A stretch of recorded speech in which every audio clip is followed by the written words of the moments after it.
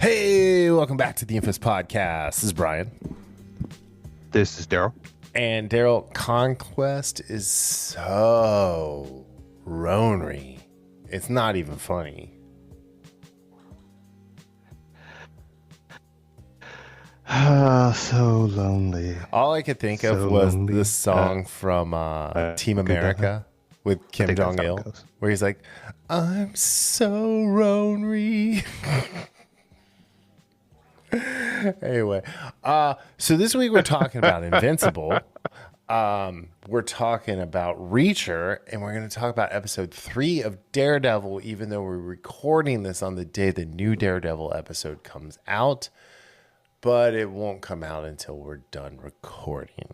So we'll do that one next week. Anyway, D, how you doing, buddy? Not too bad. It's Tuesday, beautiful weather, which is going to drop 15 degrees, 20 degrees tomorrow, but whatever. Yeah, it's great. I wore basketball shorts all day. Anyway, your Michigan Wolverines are at the big. They're dancing, as the kids say. They have their dancing shoes on. Are they ready to be a Cinderella?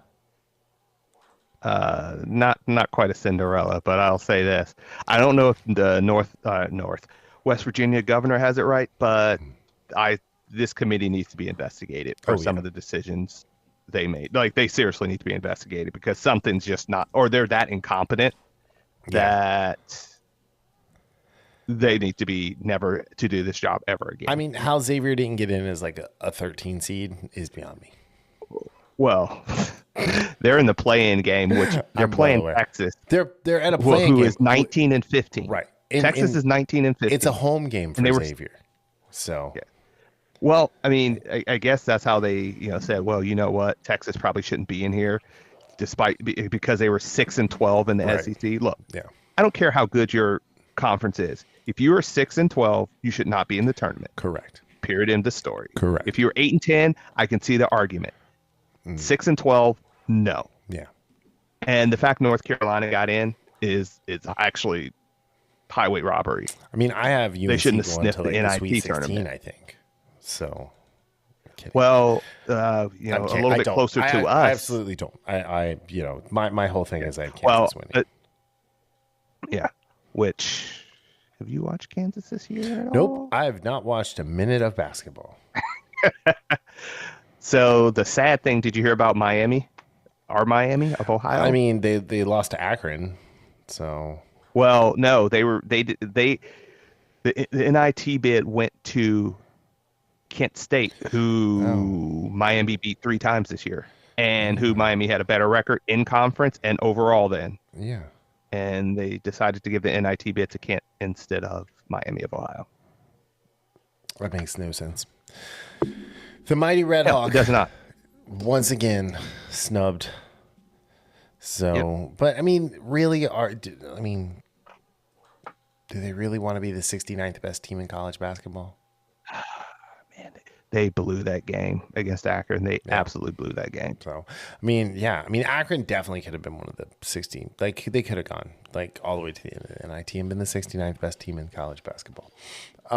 Anyway, so before we get into Daredevil, Invincible, and Reacher, we both watched the much ballyhooed, maligned, hated on Electric State. Yes. So I personally was not like super offended by the movie. I thought it was funny to watch the Russos try to make a kids movie. So I did when I talked to you, I think I was about 40 minutes into it, and I was struggling with it. There are 2 things that happened. It did get better in the sense of I saw the whole picture and what they were trying to do. I appreciate that, what they were trying to do. They didn't do a good job of what they were trying to do. And more so, if the rumored $300+ million was the true production budget for this thing, I don't know where it went. It went into somebody's pockets. And I know you mentioned the voice talent, Yeah. absolutely no way. Yeah. There's no way. Well, this movie shouldn't have been more than honestly, this movie was a perfect like the 100. Russos don't get out of bed for a for a $200 million budget movie. They're like, no. I mean, The Gray Man was $200 million. Yeah, supposedly. and after that, they were like three bills or more. Yeah. So my biggest issue was actually Chris Pratt, and it wasn't Chris Pratt. It was the direction of Chris Pratt, because I told you we got more like Andy Dwyer, and then thinking more about it means Star-Lord. And what we needed was Owen Shaw from, that's his name in Jurassic World, right? Owen something. I don't know if it's Shaw. Where am I getting Owen Shaw from? Hobbs and Shaw. Is his name Owen? No, it's not Owen though. Let me see here. Owen Grady. Owen Grady. Owen Grady, a Navy veteran and ethnologist and a velociraptor expert. And Owen Shaw was actually he was actually a character in Fast. It was it's Luke Evans. Luke Evans. See, I knew something. I got Fast and Furious on the brain. Anyway. Yeah. But no, I thought the movie actually looked really good considering how much CG was in it. And there were a couple scenes where the background where it was like, oh, this is obviously green screen. Yeah. But it was obviously the volume. Yeah, the volume, that's what it was. Yeah, absolutely. Which I wish they would just destroy that thing and never use it. It's so funny. We were also hyped about the volume after the first season of Mandalorian. And now we're like, get rid of it. We don't want it anymore. Yeah. It's almost as if it's gone backwards, like a lot of special effects. They fact obviously got lazy. We have with shows, and movies now that don't look as good as movies 10 plus years ago. Right. That's a problem. Mm-hmm. That's the real problem. Mm-hmm. So with Electric State, again, I'd probably, if I rated it, it would be that 5.25 range, where I could be convinced to watch it again. Mm-hmm. And I liked what it was trying to show us, but I do think that finale where she talks about basically touching grass was a little bit too on the nose for me. Yeah. So, but again, there were fun parts to it. And there were some parts where I just shook my head, like, did you really say you love this robot maybe more than a friend? It's like, come on, dude. Like, see, really. Mm-hmm. But it goes again to you saying he was more Andy Dwyer in that role, which, like you said, if he was a little bit more serious, that changes the tone and makes everything around him better to me. Yeah, no, I agree. I agree. So I mean, out of 10, I gave it a 5.5. I don't think I'd watch it again, but I could, like I said, I could be convinced to watch it again. Yeah, hey, come on, let's watch this. But I see why people are dogging it. Yeah, I just didn't, from the beginning to end, I didn't despise it like I thought I was going to after the first 40 minutes. Sure. That's not a strong sentiment considering it was a $300 million flick. Yeah, but it is what it is. Mm-hmm. You are absolutely right. It is what it is. And speaking of things being what they are, Daredevil. Season 3 or season whatever, is this season 4? Is this a new season? What is even happening? I don't know because I don't know. Let's just call it Daredevil Born Again, and just recognize that Born Agains are the worst. So this one was called The Hollow of the Hand, directed by Michael Cuesta, written by Jill Blankenship. This was an interesting episode. I wouldn't go so far as to say this was a good episode though. There were very, very good parts to this episode. Yes. I'll say that. Yes, I will agree with that. But as a whole, I felt like my mind wandered a lot during this one, and I had to keep going back because I wasn't paying close enough attention to what was going on. To be fair, that's happened to me with every episode. Yeah. It didn't happen to me in the first one, or the second one, really. But with this one, I was kind of like, yeah. And so, I mean, I knew the new one was coming out today, and I'm like, Do I even bother to see if it's on Disney Plus yet? Because I didn't watch this one until Saturday. Yeah, I watched it, I believe, Wednesday morning. So, but I mean, I think Charlie Cox is just perfectly cast. I think Kamar de los Reyes as Hector was really, really good casting, and it's a shame that he passed away. Obviously, it doesn't matter after this episode, but I felt like this one was a little too, kind of like the Electric State. It was a little too on the nose with the like police are bad kind of thing, which whatever you think. But I also feel like Kingpin was like really petulant in this episode. And like not in a good way, not like when he got like super petulant in season 1 and he smashed that dude's head with a door. Like just a whiny little bitch. Yeah, I honestly haven't been other than that episode 1, his conversation with Daredevil, which I loved. I haven't been enamored with what we've gotten with him so far, and Vanessa. I really haven't. Right. And again, that doesn't mean that these next 6 episodes won't, or 7, 6, however many are left, won't get him back to where he was. Right. It's just what I've seen so far. And that's a microcosm of what this show is. Other than Charlie Cox, which is obviously he's the titular hero, and he has been good in pretty much every scene that he's been in, and I've liked him in every scene that he's been in. I've been very lukewarm about this show.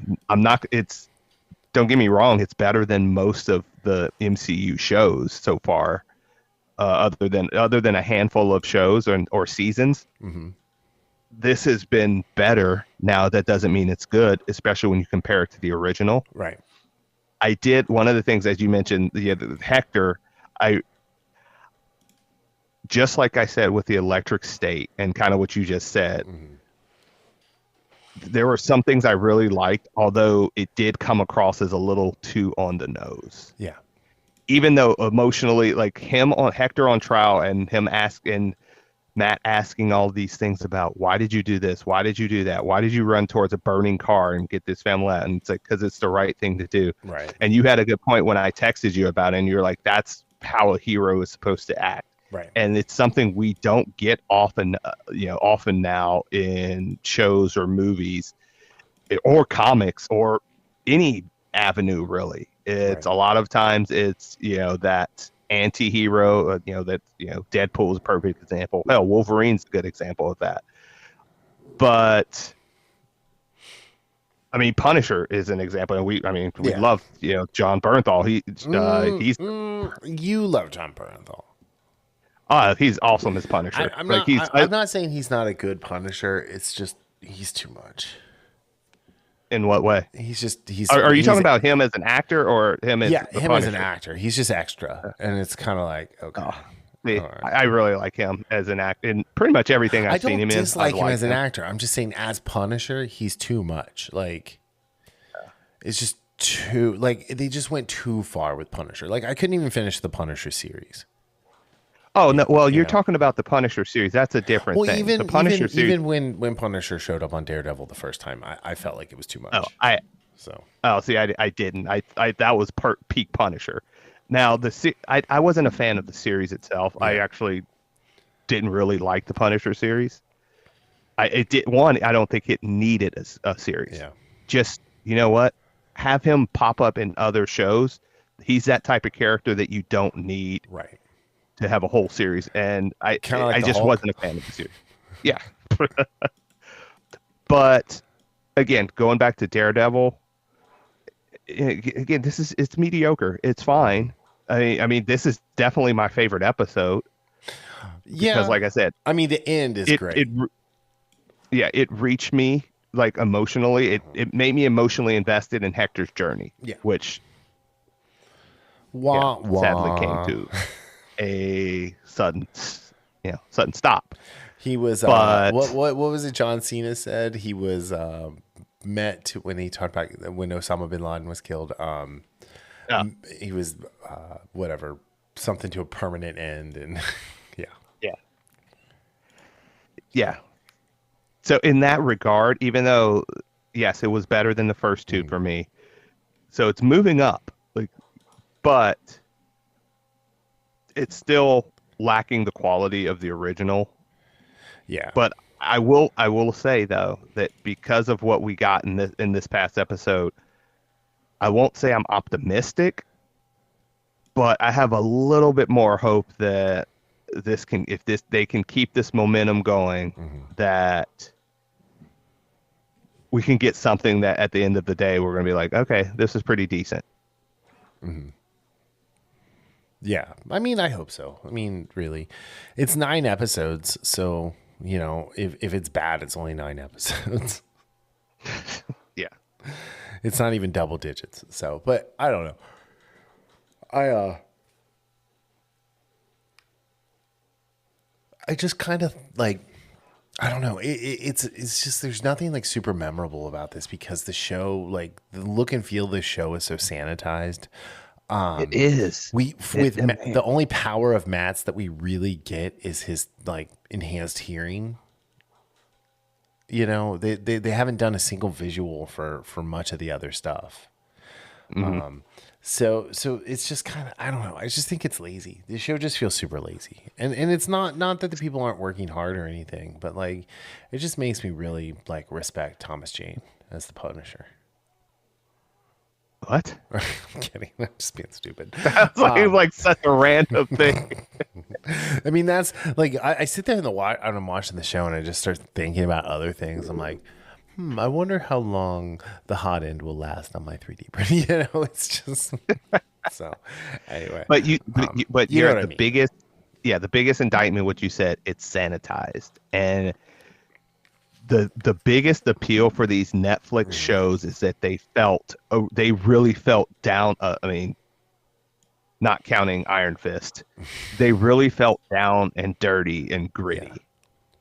Yeah. And this is the exact opposite of it. And it's a decision they made, and I think it was a bad decision because it paints everything else. Even if everything else works out, even if the acting, even if the action, it's still going to have that sanitized, unlived in type of environment. Right. And yes, it can, like I said, certain things can change and get better, but if it has that same type of, you know, sanitization, that's always going to drag it down a little for me. And If it has I can't help to say that. Would you say small mouse energy? It would be Small mouse energy. That squeak energy. right. The energy. Yeah, I don't know. I like it's fine. Like it's better than what we've been getting. But here's the thing: when you compare it, it's like, because I assume you've been still watching the Netflix one. Yes. And like you sit there and you watch even 10 minutes of that show and you're like, this is what it should always be. Yeah, it's because it's basically parallel. I've finished the first 3 episodes of the original, so it's like I'm running parallel with what's going on here. If somebody asked me should I watch it, I was like, you know what, take a look at it. And it's not like, you know, some of the other shows where I'd be like, run for the hills, don't watch it, don't turn it on, please don't do it. Or like some other shows, it's like, okay, you know what? Look up this clip online. It's pretty cool, but everything else around it sucks. So yeah. All right. Cool. Let's put a pin in that one and move on. we didn't get the ratings for You're that. right, we did not. So, Darryl, out of 5 white tigers are endangered, what do you give this? I gave it a 3.65. Yeah, fair. I gave it a 3.87. Like, you know, the stuff the few like highlights and stuff and like all the white tiger stuff was like worthy of a little bump up, but like all the cop stuff, like the cops are just such caricatures of things. You know, They really are. and it's just I don't know. Let's move on. I've had enough. This part of the episode no longer is. It was. All right, so we got the Invincible season 3 finale, episode 8. I thought you'd never shut up. We got Conquest. We heard about Conquest from Anissa in season 2, when she was like, if you don't listen to me, the next one that shows up is gonna be Conquest, and you ain't gonna like him very much. And Mark's like, psh, whatever. This was balls to the wall gratuity for quite a bit of it. And like, we were both looking at the comic while we were watching this show. At least I did it the second time. I didn't do it the first time. Yeah, wow. I mean, it was just fun. Like, it was gross, but it was fun. I don't know. I think the only issue I had with this episode really was the fact that they haven't figured out how to draw Mark in the blue suit and animate him well. Yeah. He looks like disjointed, and he's like too thin now. You know, there's no shape to him. He's like Gumby. It's like there's no muscle mass. Yeah, it's none like, whatsoever. He should seriously be having some muscle mass now. Well, like all the training muscle and everything. But yeah. I don't know. There's that, but that's a tiny nitpick for what was great. I know a lot of people. So Jeffrey Dean Morgan was the voice of Conquest. I think he might be a good Omni-Man if they did it in real life, like that thing said. But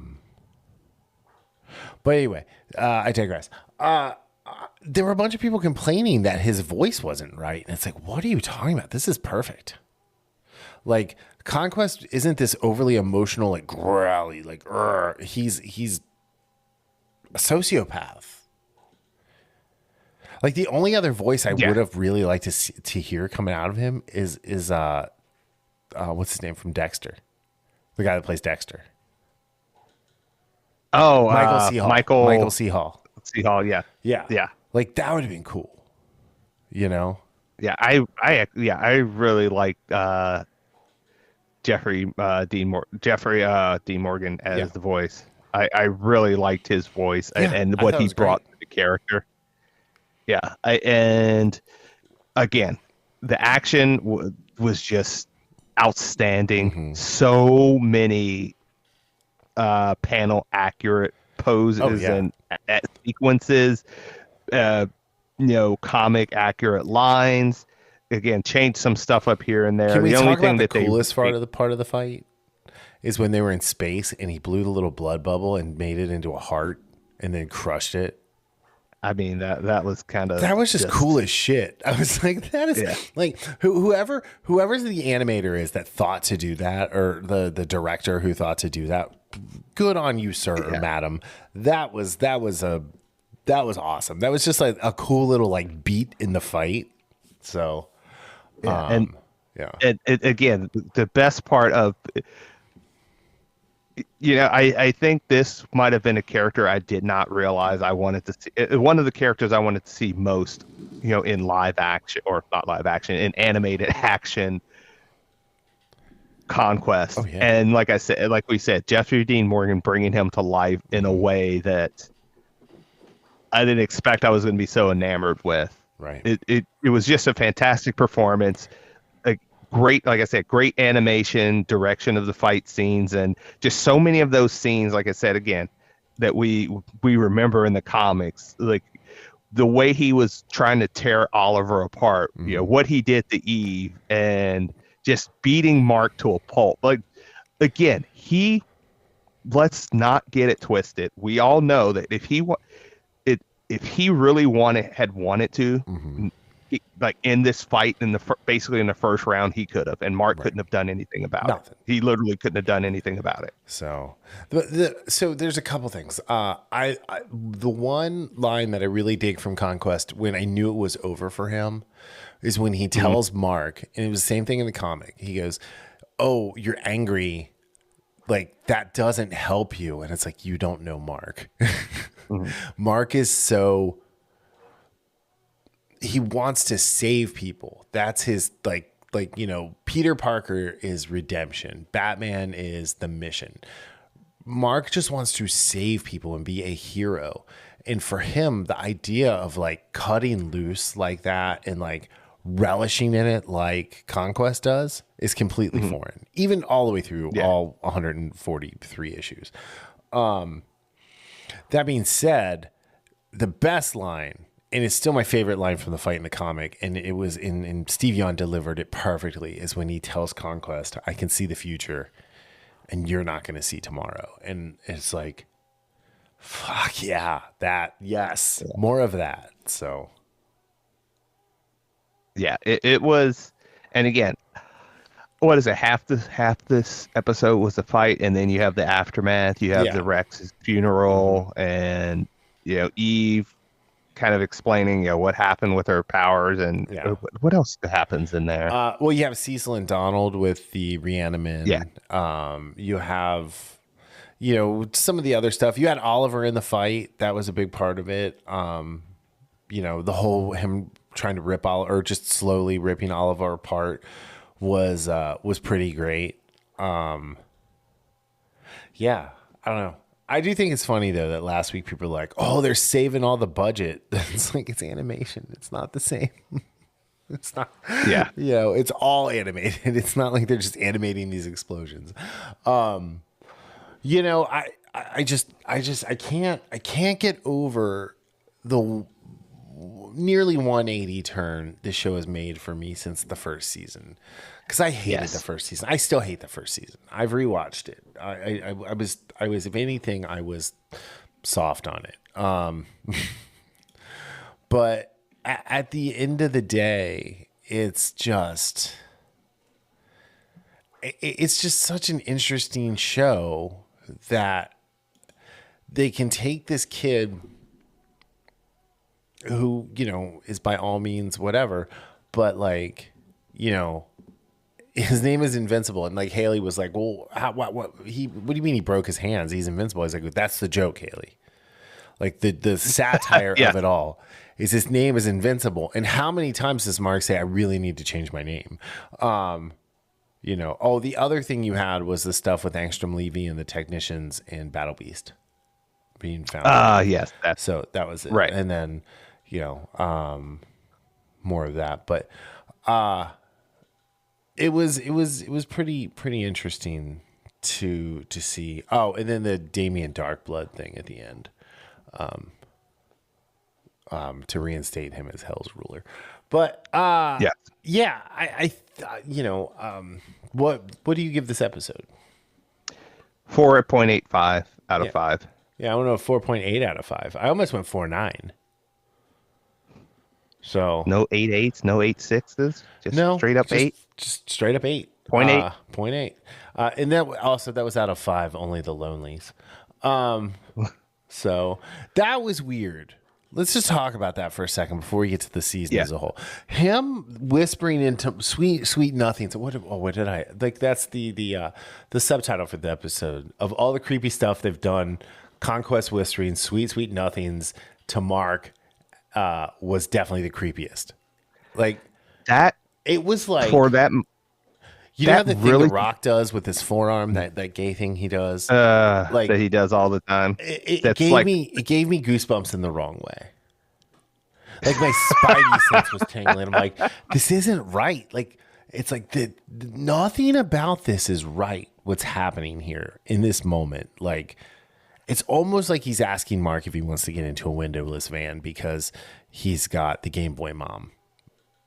Yeah, and this is the thing, because it for a second it just completely threw me off of what was going on which some people were like, oh, that's perfect. And I did see some comments in different places that people really liked that part. I liked how it broke up the action. Absolutely. It was just so What I creepy. didn't like, though, and this is the thing, it changes the character of Conquest in a way that he was never supposed to be. And yes, you can say Robert Kirkman wanted to make that change, whatever, that's fine.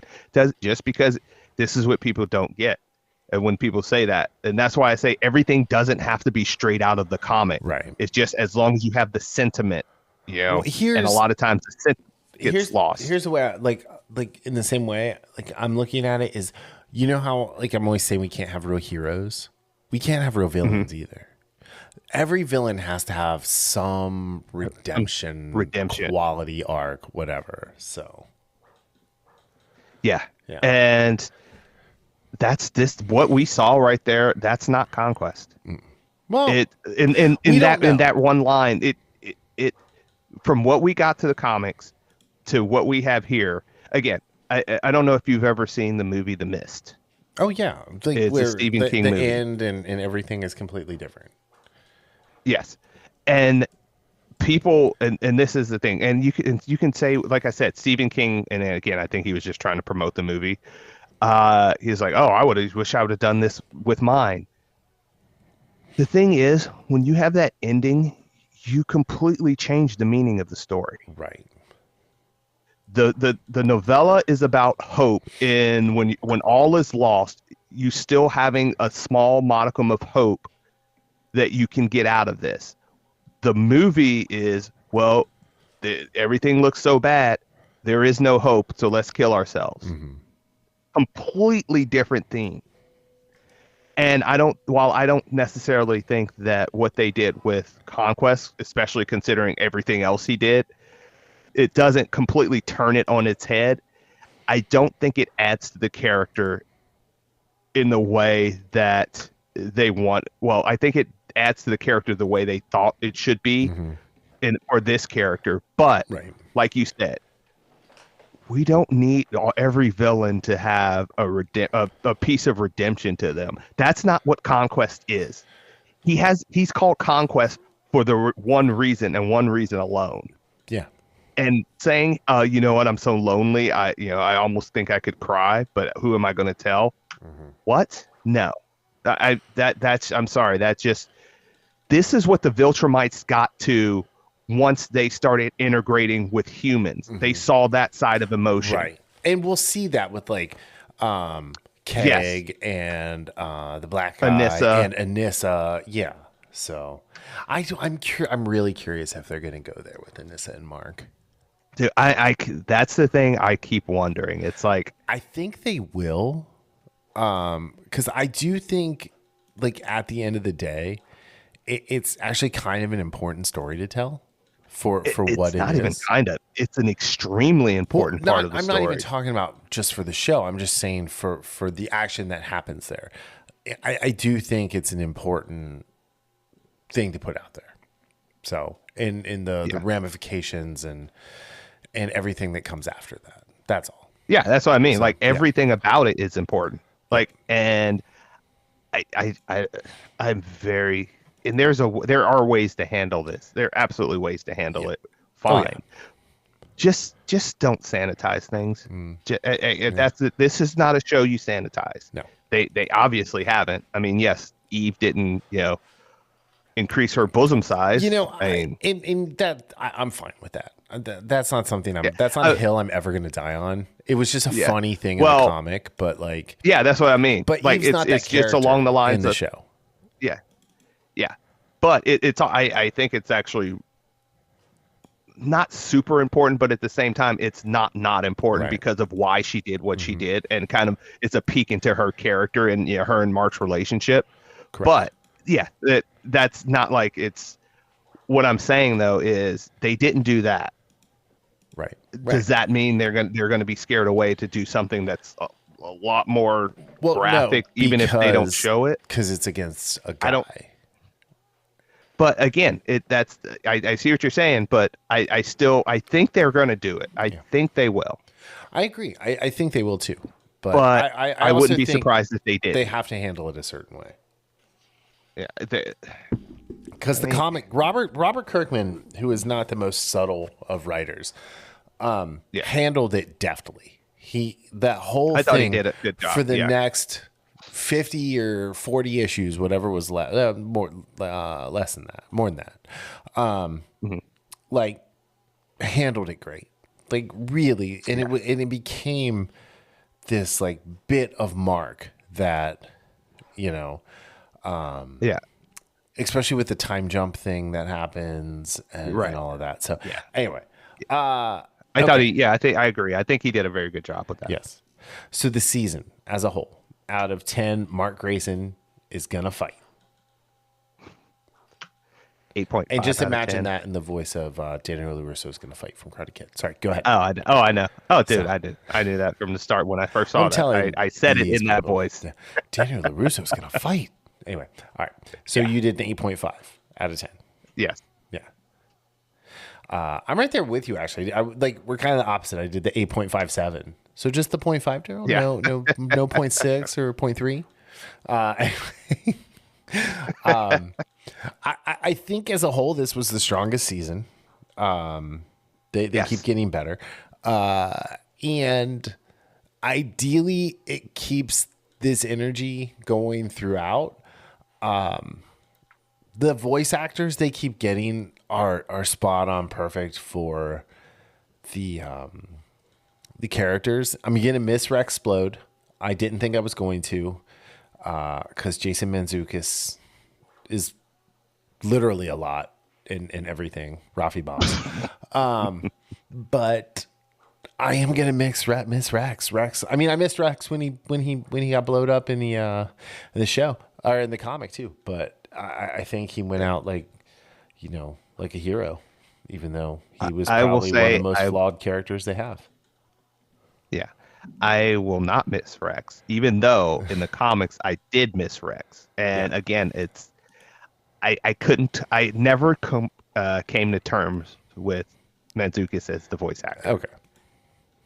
So that's why I'm not. I just never got.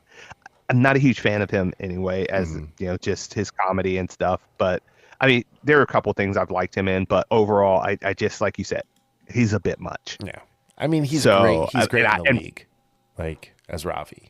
I know. I never saw that. Yeah. You never saw the League? No. I've seen bits and pieces when it was on. I watched it here and there, but I probably watched a grand total of 40 minutes of the entire series. Is this real life? If that? What is happening? But yeah, so sorry, Rex. I miss you in the comics. I'm not going to miss you on the show. Yeah, I don't know. I liked the direction that they took Rex. Like, just kind of they actually made him better in a lot of ways. So yeah, there's that. All right, last one up. We're talking Reacher. Season 3. What are we? Episode 6? Yes. So we have 2 more, I believe. Yes. Next week is the penultimate episode. No, this week is the penultimate episode. Yeah, sorry, this week. So my days are mixed up. This week, as you correctly corrected me, is the penultimate episode, and they're going to LA, so I'm kind of excited for that. I haven't watched any like previews or anything, so I don't know what's happening. Yeah, I haven't either actually. So and I like it that way. That's the way. I like it. So, I like this episode a lot. I thought it was a little bit of a reckoning. I think I thought the stuff that happened in this episode with him getting burned was going to happen next week, or this week, whatever, in the episode 8. So I do like that what was going. I actually loved like the Neely backdoor pilot that they did. I really like that. Yeah, so, I like that a lot. I thought that was pretty cool to see. But yeah, I think at the end of the day, like, this was just a really good episode of a really good show. Yeah. That moved the story. Like, this was a great, like, move the story along. Like, move along. You know? Right. And we get Quinn, and we get, again, we got more reminders of the dude is a psychopath. Well, I mean, but he also was we the Drift get King in Tokyo.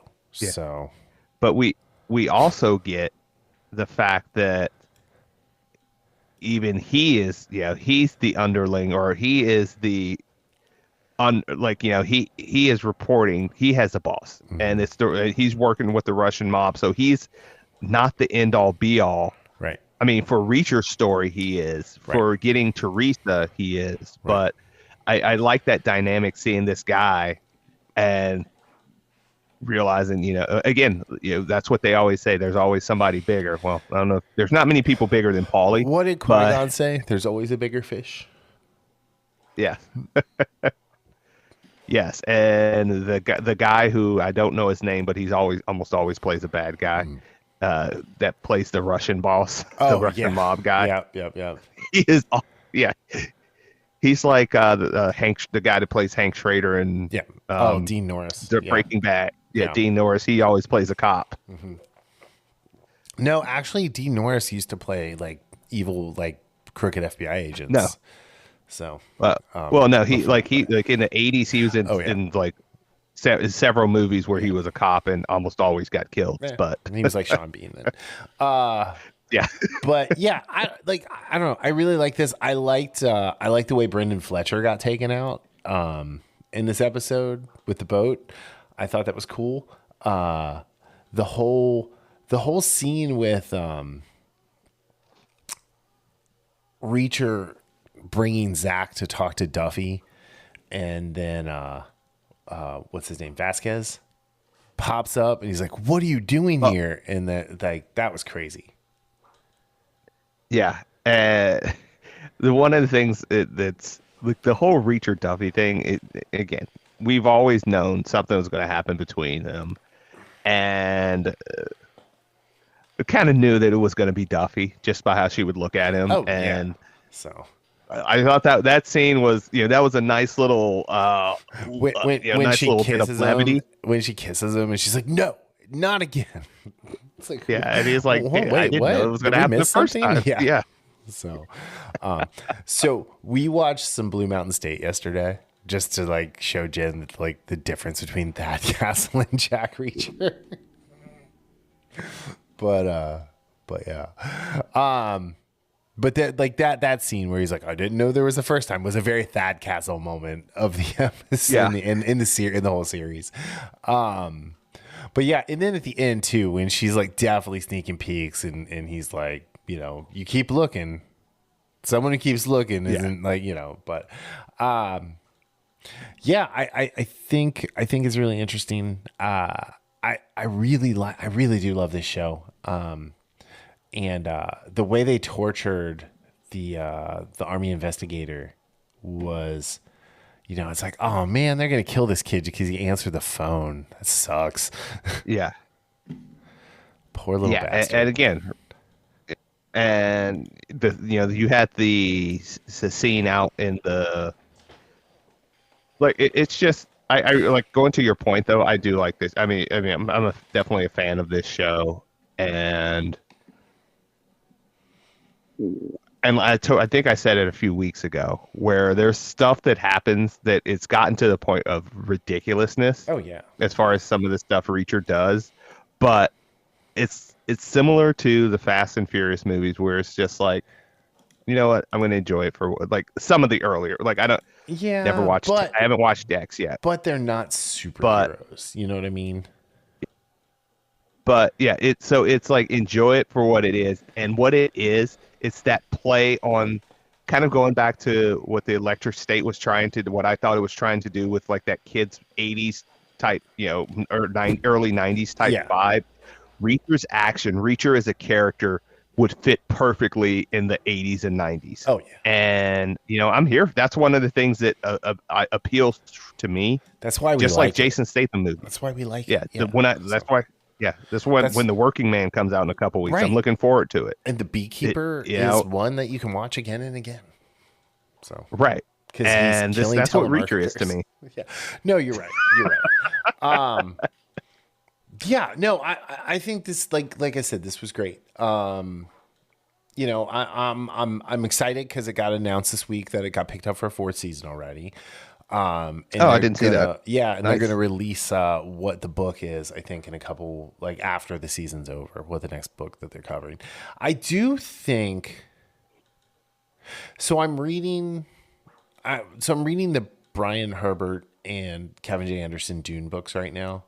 I made it through House Atreides, House Harkonnen, and House Carino. I really like them. I just finished the Butlerian Jihad, so now I'm on to the Machine Wars, the second book in that one, and then it's the like Battle for Corrin is the third one. But I think I might take a little sci-fi break and go Lee Childs and like pick up some of the Reacher books and like, you know, because that'd be cool. Yeah, I'm doing like one book a week right now, like just from listening while I work out. Oh, that's nice. Well, I mean, that's what happens when you work out 7 days a week for like 2 hours in the morning. It's mental health, I swear. It's not an obsession. All right. So out of 5 lingering glances, what do you give this episode? I give it a 3.75. Really? That's kind of low. Yeah, I mean, I liked it. That score? Yeah, I like. Absolutely not. I mean, it's really close to your Daredevil score.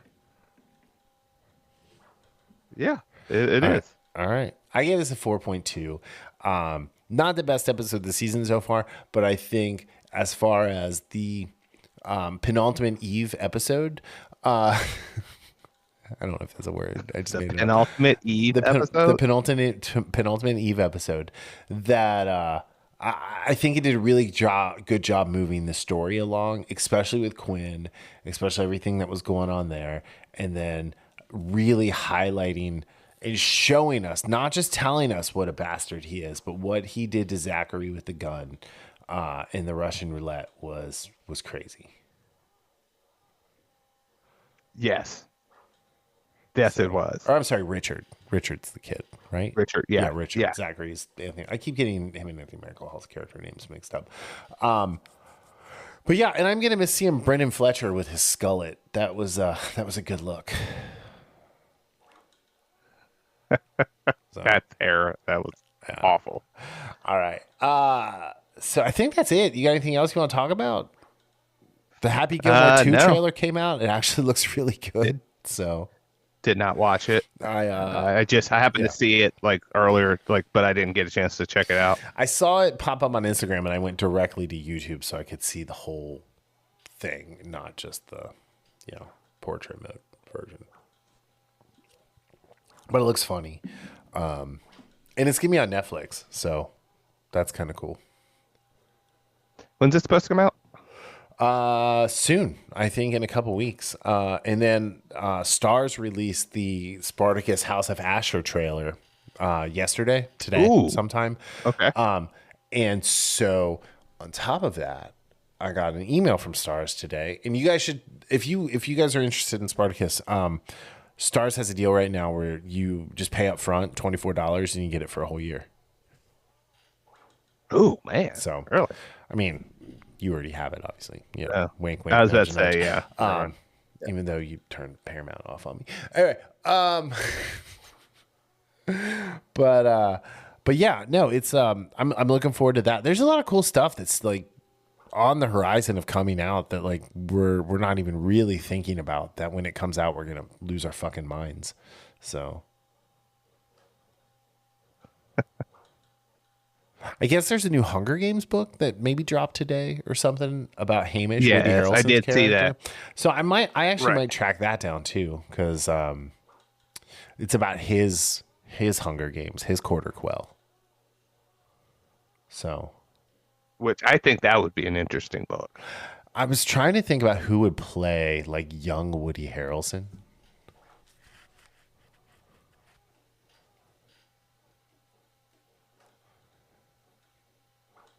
I don't know. Nobody comes to mind right now. I was thinking maybe the kid that played Nightwing in Teen Titans might be like decent, but I think he's too old.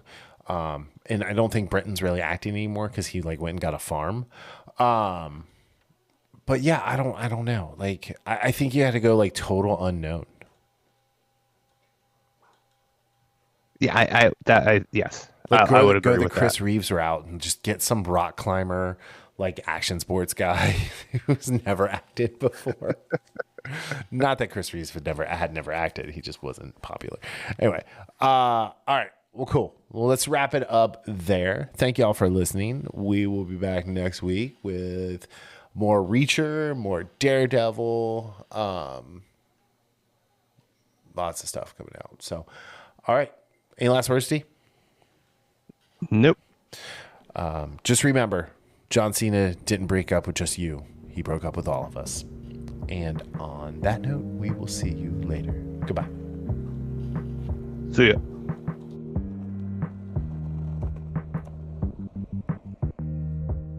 The Infamous Podcast is recorded in Kings Mills, Ohio, just north of Cincinnati. You can find new episodes every Sunday on Apple Podcast, YouTube, Spotify, Google Podcast, our website, or anywhere podcasts are downloaded. This show is hosted by Darryl Jasper and me, Brian Tudor. To find more information about the show, visit us at infamouspodcast.com and follow us on Facebook and Instagram at Infamous Podcast to keep up with the show. We also have a Patreon page, patreon.com/Infamous Podcast. We have some great rewards for our patrons and are looking for help to grow the show to bring you more of the content you want to hear. Music for this podcast is provided by Michael Henry from meetmichaelhenry.com. So, whenever you're listening to us, have a great day, night, evening, weekend, whenever it is, and we'll see you next time. Thanks for listening.